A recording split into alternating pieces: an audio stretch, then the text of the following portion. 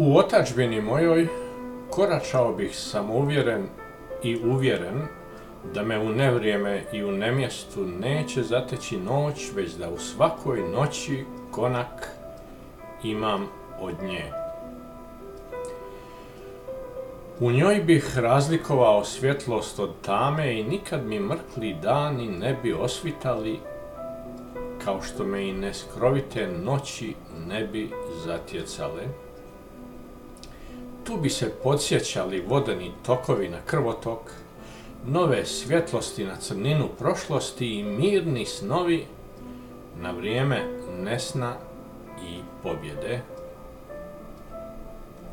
Otadžbina ne uništava slobodan dah, već ga pospješuje i ne voli ni samu ropsku pomisao na okove.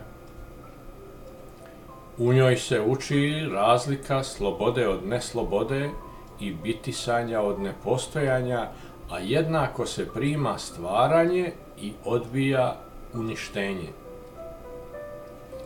Ja svoj dom slutim u domovini nekoj, jer otadžbine nemam, a sjetno gledam prema onima koji je imaju.